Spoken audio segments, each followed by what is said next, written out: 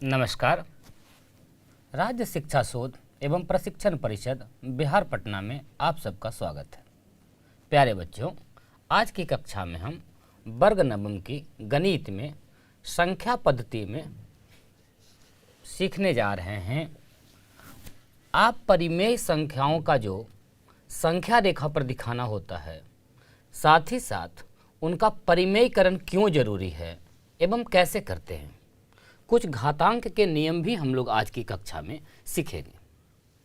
पूर्व की कक्षा में हम लोगों ने वास्तविक संख्या से जान पहचान बढ़ाया है, उनकी संक्रियाओं को देखा है एवं उनके स्थान को पहचाना है। आइए आज हम एक समस्या से शुरुआत करते हैं अपने आज की कक्षा को। एक संख्या है,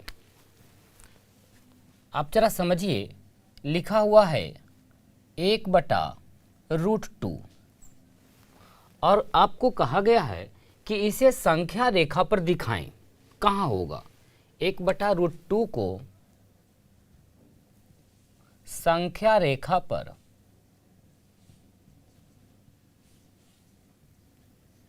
दिखाएं या इसका स्थान ढूंढें। ये एक प्रश्न हम आपके सामने रख रहे हैं। अब आप खुद से विचार कीजिए कि 1/√2 का स्थान कहाँ होगा संख्या रेखा पर। ढूंढ के देखिए, विचार कीजिए। बड़ा परेशानी जैसा कुछ महसूस होगा कि 1/√2 को कैसे ढूंढें। है तो ये भी एक परिमेय संख्या। सही मायने में थोड़ा इस प्रकार से देखने में इसको कठिन महसूस होता है कि संख्या रेखा पर इसको कैसे दिखाया जाए। लेकिन देखिए, इसे यदि थोड़ा सा इसका अगर स्वरूप बदल दें, हम रूप बदल दें, तो फिर काफ़ी आसान हो जाएगा। अभी आप देख रहे हैं इसका जो डेनोमिनेटर है, इसका जो हर है, वो अपरिमेय संख्या है, हर में ही। तो हम प्रयास करेंगे कि इसको कम से कम परिमेय बना दें। अब √2 जो अपरिमेय संख्या है, उसको परिमेय कैसे बनाया जा सकता है बच्चों? बिल्कुल, आपने पूर्व की कक्षा में जाना है कि यदि कोई अपरिमेय संख्या है √x, इसे यदि √x के साथ ही मल्टीप्लाई कर दिया जाए तो इस स्थिति में इसका रूट खत्म हो जाएगा और वो हो जाएगा x। तो यदि इसे हम परिमेय बदलना चाहते हैं तो हमको इसे √2 से ही गुना करना पड़ेगा। तो गणित क्या कहता है? किसी भी भिन्न में यदि आप गुणा कर रहे हैं तो अंश और हर दोनों में करें। आइए इसका थोड़ा स्वरूप हम बदलते हैं। इसमें √2 से अंश में भी और हर में भी गुना करते हैं। हमारा हो गया √2/2। ये जो आपको प्राप्त हुआ है √2/2, ये 1/√2 के तुल्य ही है, बराबर ही है, बस उसका सिर्फ स्वरूप बदल गया है। इसको जरा देखिए, आप पाइएगा कि ये √2 का आधा है। और √2 को तो आप संख्या रेखा पर दिखाना खूब अच्छे से जानते हैं, पूर्व की कक्षा में हमने पढ़ा है। यानी √2 को यदि हम संख्या रेखा पर दिखा दें तो उसका जो मध्य बिंदु होगा 0 और √2 के बीच में, बस उसी बिंदु को हम लोग कहेंगे 1/√2। इस प्रकार आप बहुत आसानी से संख्या रेखा पर 1/√2 को दिखा पाएंगे। अर्थात आपका जो 1/√2 है वो कहाँ है? और वह है संख्या रेखा पर, संख्या रेखा पर 0 एवं √2 का मध्य बिंदु है।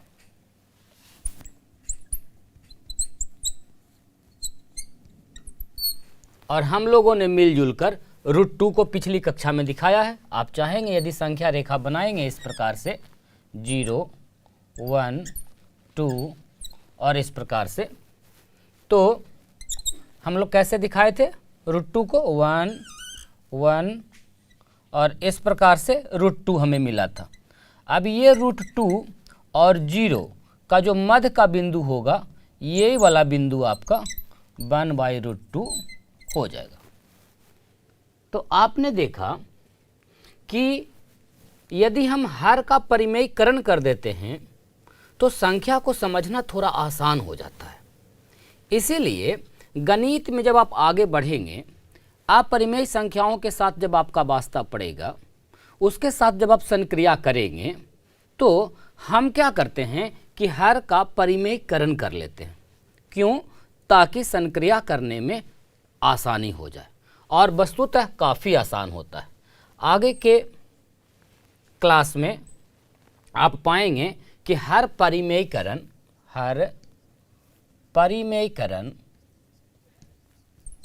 से सरल करना बहुत ही सरल हो जाता है।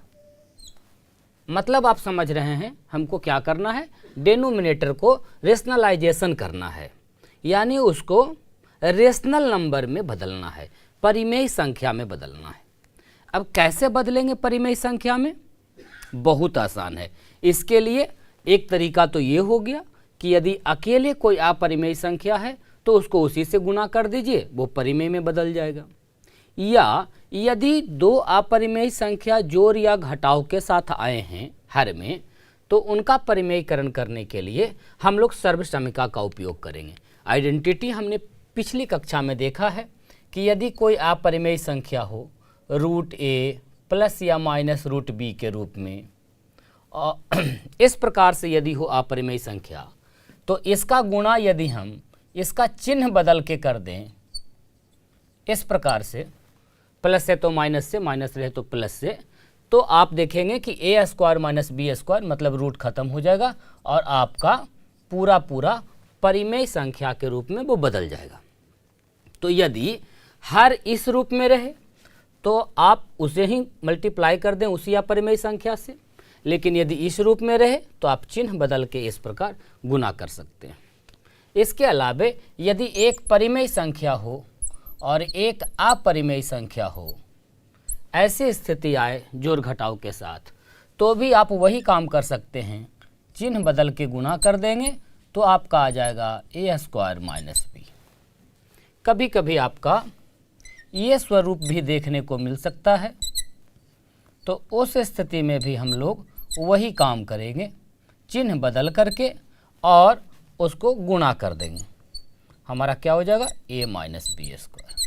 इन सर्व समीकरणों का उपयोग करके, इन आइडेंटिटीज का उपयोग करके हम आसानी से हर परिमेयकरण कर सकते हैं।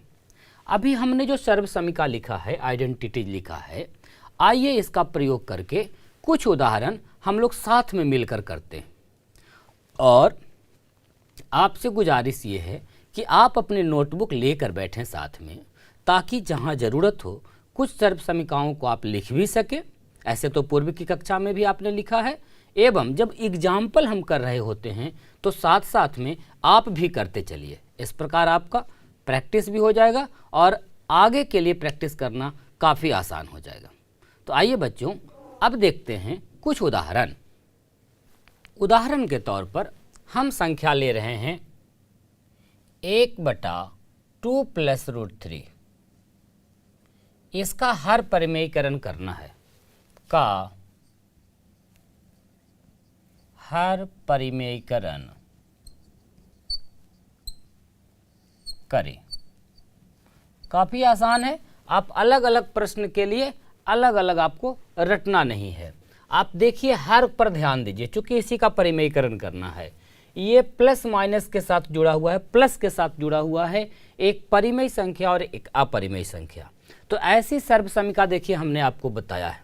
यदि ये स्थिति आ जाए तो आप चिन्ह बदलकर ऊपर नीचे गुना कर लीजिए। जैसे 2 प्लस √3 है तो हम लोग क्या करेंगे, 2 माइनस √3 से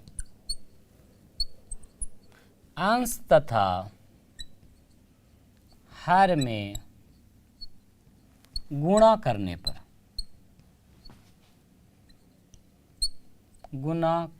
पर आइए मिलकर करते हैं क्या प्राप्त होता है। हमारा है 1/2 प्लस √3 और हम लोग क्या कर रहे हैं, गुना कर रहे हैं इसको 2 माइनस √3 से। ऊपर 1 से गुना होके आ गया आपका 2 माइनस √3 और नीचे जरा ध्यान दीजिए, ये a plus b into A minus B के सूत्र पर है, आइडेंटिटीज पर है। तो इसके लिए सूत्र लगेगा ए स्क्वायर माइनस बी स्क्वायर। यहाँ भी हम आपकी सुविधा के लिए सूत्र लिखे हैं। तो 2 का स्क्वायर करेंगे कितना हो जाएगा बच्चों, 2 दूनी 4 माइनस √3 का स्क्वायर करेंगे तो रूट और स्क्वायर खत्म हो जाएगा और बच जाएगा आपका कितना 3 बराबर 2 माइनस √3 बटा 4 में से 3 गया 1 और 1 से किसी में भाग पड़ेगा तो वो हो जाएगा उसी प्रकार से 2 माइनस √3। ये देखिए अभी जो हमारा 1/2 प्लस √3 था उसका जब हम परिमेयीकरण किए तो आ गया 2 माइनस √3। ये और ये दोनों तुल्य है, दोनों बराबर हैं, दोनों इक्विवेलेंट हैं, लेकिन देखिए अब इसके हर में कोई भी अपरिमेय संख्या नहीं है। इसी प्रक्रिया को हम लोग कहते हैं हर परिमेयीकरण करना, यानी हर को परिमेय संख्या में बदल देना। ऐसा करने से आपको बहुत सारे प्रश्न को हल करने में बहुत आसानी होगी। तो अब के बाद जहाँ भी आपको हर में अपरिमेय मिले आप प्रयास कीजिए कि उसका परिमेयीकरण कर दें। आइए कुछ और उदाहरण हम देखते हैं। जैसे एक संख्या लिखा हुआ है 1/√5 माइनस √3। ये देखिए इसका हमको हर परिमेयीकरण करना है, का हर परिमेयीकरण करें। तो आप यदि एक बार तरीका सीख गए हैं तो उसी प्रकार इसको भी करेंगे। आइए बच्चों, आशा है कि अब आप हमसे आगे आगे कर लेंगे। तो आप अपने नोटबुक पर करना जारी रखिए। बिल्कुल उसी प्रकार से क्या करना होगा, इसमें √5 प्लस √3 से अंश तथा हर में गुणा करने पर, अंश तथा हर में गुणा करने पर क्यों कर रहे हैं ये अब आपको स्पष्ट हो गया होगा।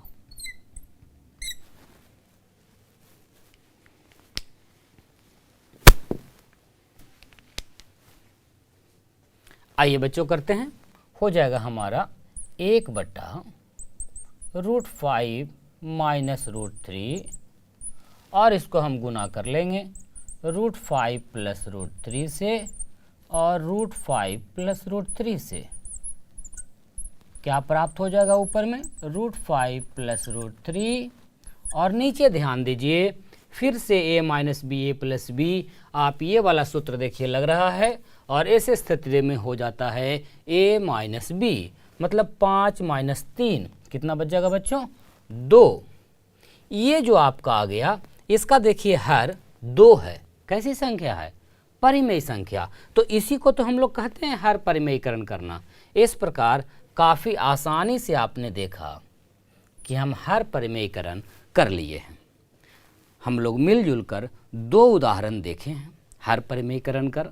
आप ऐसे और भी उदाहरण स्वयं से लिखकर या अपनी अभ्यास पुस्तिका से निकालकर ढेर सारा परिमेयीकरण करें।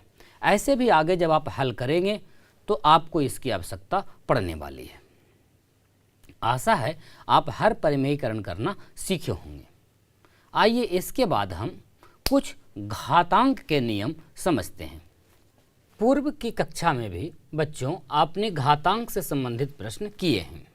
यहाँ हम लोग जो घातांक पूर्ण संख्या के लिए कर रहे थे उसको अब वास्तविक संख्या के लिए करेंगे। यानी वास्तविक संख्या में आपका परिमेय तो आएगा ही पूरा का पूरा, आप परिमेय संख्या भी लाएंगे। तो घातांक शुरू करने से पहले आपको तो पता है कि यदि इस प्रकार कहीं लिखा हुआ है a पर पावर m तो इसका क्या मतलब है। इसका मतलब है a को a से ही गुना करना। कितनी बार, m टाइम्स m बार। आशा ये बातें आप जानते हैं। साथ ही साथ इसमें जो आपका a है ये बेस कहलाता है। इसे हम लोग हिंदी में आधार कहते हैं, आधार। और ये जो आपका m है जिसे हम लोग कहते हैं a पर पावर m, पावर जिसे बोलते हैं, यही आपका घात का अंक है जिसे हम लोग घातांक के नाम से जानते हैं।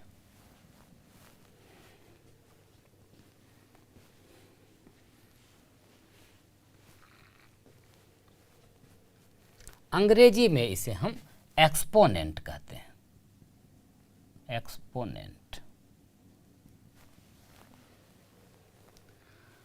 अब यदि इस प्रकार की संख्याएं हों तो उसे हम कैसे हल करते हैं? ऐसे 2-3 संख्याएं यदि आ जाए तो उसका गुना भाग किस प्रकार से करेंगे? आइए इस बात को हम कुछ नियमों के आधार पर जानते हैं। तो सबसे पहली स्थिति समझिए आप, स्थिति 1, जब बेस अर्थात आधार बराबर हो। ये किस स्थिति में लगेगा? जब आधार या बेस बराबर हो। आपने ऐसा नियम पहले भी पढ़ा होगा, a पर पावर m गुणा a पर पावर n। देखिए इन दोनों गुणा का जो चिन्ह है, गुणा का जो संक्रिया है, इन दोनों जगह पर आधार a है। तो इस स्थिति में हम क्या करते हैं? इसके एक्सपोनेंट्स को जोड़ देते हैं, a पर पावर m प्लस n। ये एक आइडेंटिटी हो गया, सर्वसमीका हो गया, जिसका उपयोग करके हम आगे प्रश्न बनाएंगे। इसी प्रकार से यदि गुणा के जगह भाग का संबंध हो, a पर पावर m बटा a पर पावर n, तो इस स्थिति में क्या करते हैं बच्चों? पूर्व की कक्षा में भी आपने पढ़ा है, भाग की स्थिति में पावर को हम लोग घटा देते हैं, m माइनस n। इसके बाद ध्यान दीजिए, एक ही बेस पर यदि पावर हो और उस पर भी पावर हो तो इस स्थिति में हम इसके पावर को, एक्सपोनेंट को मल्टीप्लाई कर देते हैं, गुणा कर देते हैं। और ये वास्तविक संख्याओं के लिए भी ठीक है। जैसे उदाहरण के तौर पर प्रत्येक पर हम उदाहरण भी देखते चलेंगे। सबसे पहले स्थिति में आइए, कहीं यदि लिखा हुआ है 5 पर पावर 3/5 गुणा 5 पर पावर 2/5, हमें इस प्रकार का एक मिल गया है व्यंजक जिसे हल करना है। तो किस प्रकार करेंगे? ध्यान दीजिए, आप देख पा रहे हैं कि दोनों जगह बेस बराबर है। तो इस स्थिति में हमने क्या समझा है? गुना हो और बेस बराबर हो तो उसका जो एक्सपोनेंट है, पावर है, उसे हम लोग जोड़ देते हैं। तो क्या हो जाएगा? 5 पर पावर इसका 3/5 और इसका 2/5, दोनों को जोड़ दीजिए। आपने पाया 5 पर पावर, इसे जोड़ेंगे तो क्या हो जाएगा? 5 लघुत्तम ऊपर 3 प्लस 2 बराबर 5 पर पावर 5/5। यानी फाइनली आपने प्राप्त कर लिया कि इसका उत्तर 5 होगा। तो ध्यान दीजिए, यहाँ पावर हमारा पूर्ण संख्या नहीं है, परिमेय संख्या है, और वहाँ पर भी आपका ये आइडेंटिटी, ये सर्वसमीका सब काम करेगा। आइए बच्चों एक और उदाहरण देखते हैं इस पर आधारित। जैसे आपको हल करने के लिए मिल गया है 7 पर पावर 1/5 भागा 7 पर पावर 1/3। देखिए हमें इसे हल करना है। बेस आप देख पा रहे हैं कि बराबर है और भाग का संबंध है, तो उसमें हम क्या करते हैं? पावर घटा लेते हैं। तो हमारा हो जाएगा 7 पर पावर 1/5 माइनस 1/3। आइए हल करते हैं। 7 पर पावर भिन्न का घटाव है बच्चों, आप खूब अच्छे से जानते हैं, 3 - 5 दैट मीन्स 7 पर पावर -2/15। इस प्रकार से हमने आपको बताया कि गुना का संबंध हो बेस बराबर हो, भाग का संबंध हो बेस बराबर हो, तो हम किस प्रकार हल करते हैं। इस पर भी आइए एक उदाहरण देखते हैं। कहीं लिखा हुआ है 5 पर पावर 3 पर पावर 1/4। अब इसका क्या अर्थ आप समझ रहे हैं? इसका अर्थ है 5 पर पावर और फिर उसका भी होल पावर है, तो इसका मतलब है 3 गुना 1/4। हल करेंगे तो आपको मिलेगा 5 पर पावर 3/4। तो इस प्रकार से जब बेस बराबर हो तो उस स्थिति में आप इस प्रकार से व्यंजकों को हल करेंगे। आइए एक दूसरी स्थिति देखते हैं। जब घात का अंक बराबर हो, जब घातांक बराबर हो,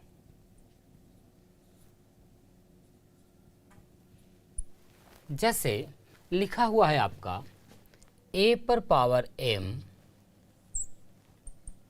मल्टीप्लाई बाय b पर पावर m। यहाँ भी देखिए गुना का संबंध है, लेकिन इस बार बेस बराबर नहीं है। बेस बराबर होता तो हम क्या करते, पावर को जोड़ देते। इस बार बेस बराबर ना होके आपका घातांक बराबर है, तो आप इस स्थिति में बेस को एक जगह कर सकते हैं, यानी a और b को एक जगह गुना कर सकते हैं, पावर में हो जाएगा m।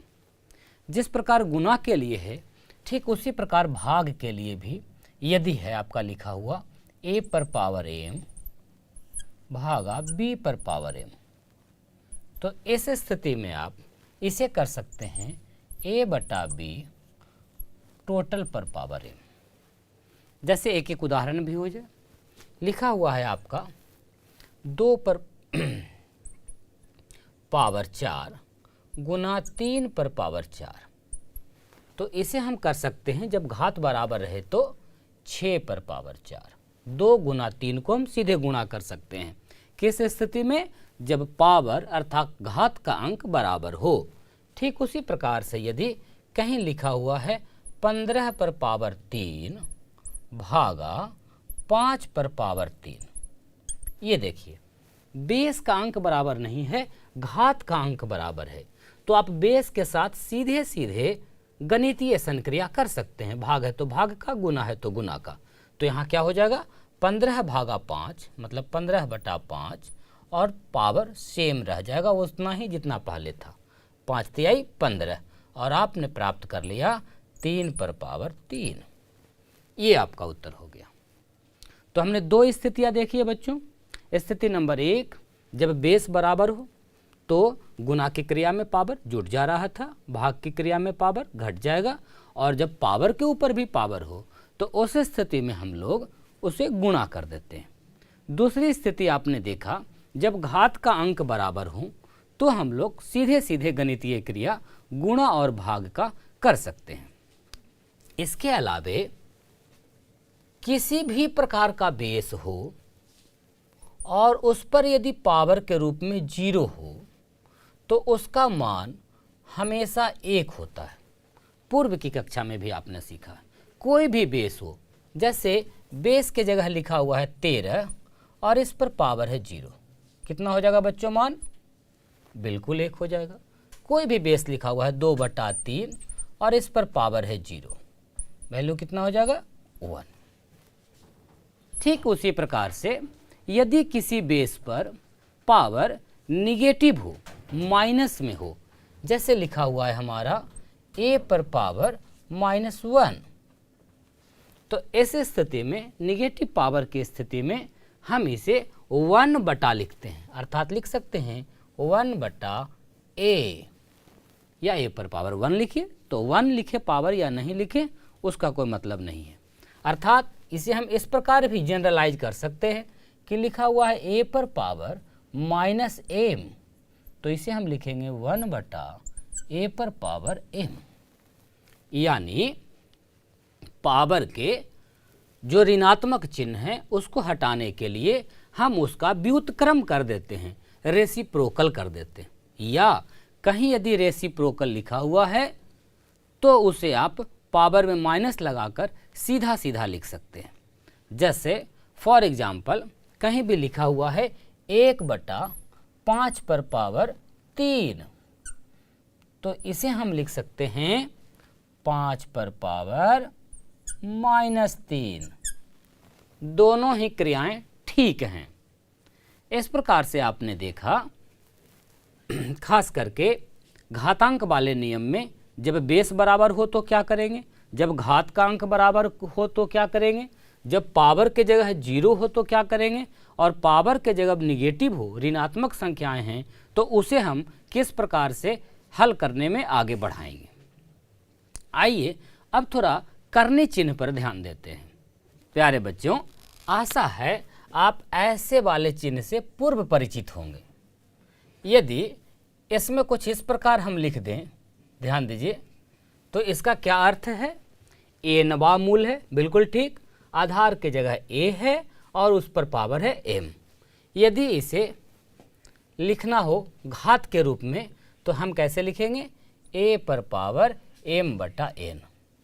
तो जब भी ज़रूरत हो तो आप इस रूप को इस रूप में या फिर इस रूप को इस रूप में परिवर्तित कर सकते हैं।